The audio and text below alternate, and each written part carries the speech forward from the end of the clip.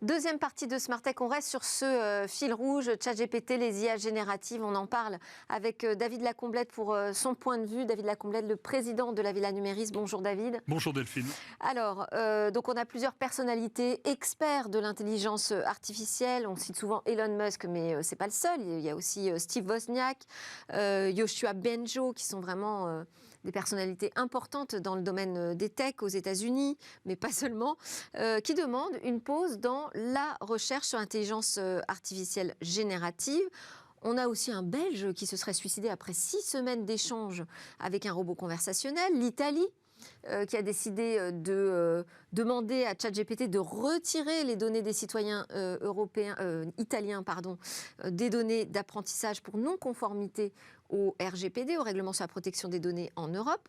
Est-ce qu'il est urgent, selon vous, de lever le pied dans ce domaine ? Après l'enthousiasme et la vague, on assiste à une certaine forme de reflux. Alors c'est vrai qu'en matière de nouvelles technologies, souvent on est impressionné, ça crée des émotions, de la sidération, de l'enthousiasme.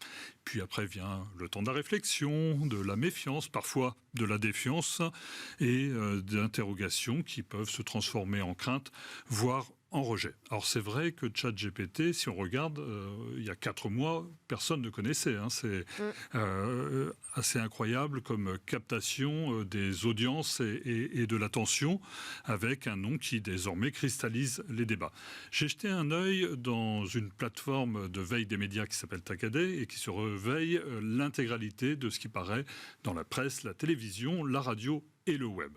ChatGPT a été cité 3 fois dans la presse française en novembre 2022. On est monté à 800 fois en janvier, à 6000 fois en février et à 8000 en mars. Et donc, effectivement, il n'y a pas un seul journal qui n'a pas fait sa couverture dessus. C'est présent dans toutes les conférences. Et d'ailleurs, beaucoup de conférenciers commencent leur conférence par un discours qu'ils ont commandé à ChatGPT. Petit conseil, d'ailleurs, peut-être pour les chefs d'entreprise et directeurs de la communication, il est grand temps de changer de gimmick parce qu'on l'a beaucoup vu. Mais au-delà, effectivement, on a une présence massive, permanente, et on était à une citation donc par semaine cet automne, on en est à une toutes les 5 minutes désormais.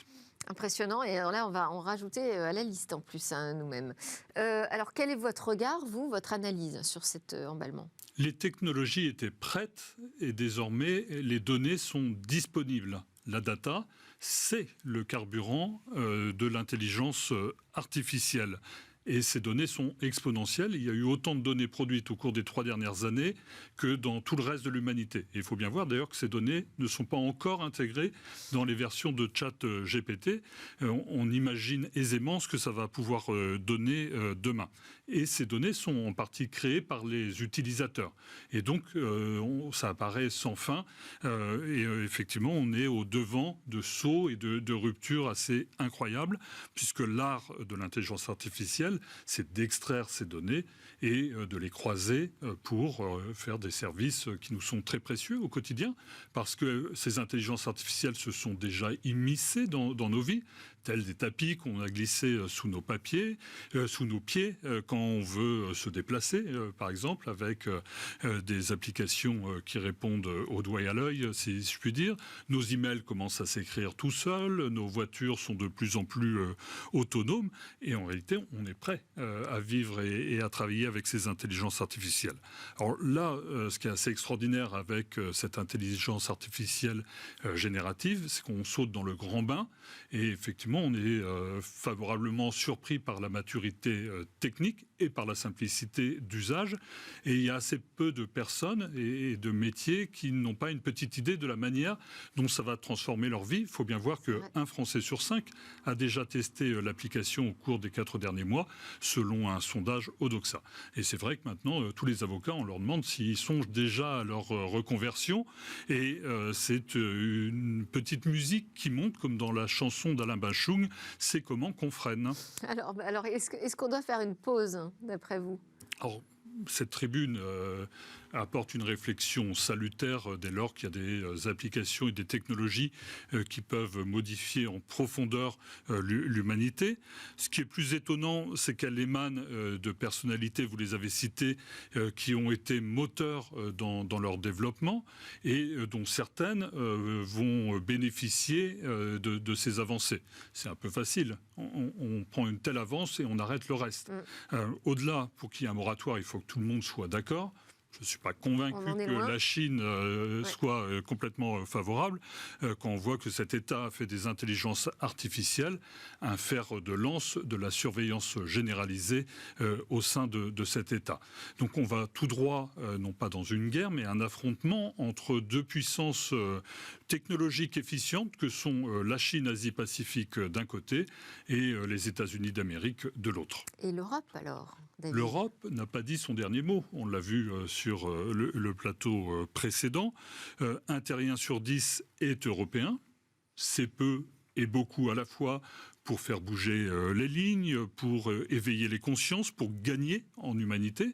Ce sont nos signes distinctifs, avec la qualité d'ailleurs de formation de nos ingénieurs que les big tech s'arrachent, il faut bien le voir. On a su innover en matière réglementaire et légale avec par exemple le RGPD, le règlement pour la protection des consommateurs dans le maniement des données. Il y a plusieurs règlements en cours d'élaboration à Bruxelles, dont un sur l'intelligence artificielle qui devra trouver son application dans les mois qui viennent. Alors on va prendre un peu de retard parce que ChatGPT par exemple n'était clairement pas pris en compte dans ce règlement puisqu'il va réguler avec une approche par les risques, qu'ils soient minimaux, limités, élevés ou inacceptables. Et c'est vrai que ChatGPT apparaît comme bien inoffensif. Et d'ailleurs, il y a plein de choses qu'on ne peut pas faire. On ne peut pas avoir la recette d'une bombe nucléaire, par exemple, avec cette intelligence artificielle. Néanmoins, effectivement, on voit bien que ça pourrait créer des monstres si on n'y applique pas des valeurs éthiques. Mais ce n'est pas tant les solutions qu'il va falloir réguler que ce qu'on peut en faire. Imaginez qu'on ait interdit les couteaux parce qu'on pouvait tuer avec. Alors que c'est autorisé pour faire de la découpe d'aliments. Et on est exactement dans le même cas de figure. Alors on a une grande bataille qui s'ouvre, elle n'est pas perdue parce qu'elle ne fait que commencer. Faut-il encore la mener ? Merci beaucoup, David Lacomblette de la Villa Numérique. Vous clôturez comme ça notre débat du jour autour de ChatGPT. À suivre notre séquence Où va le web ?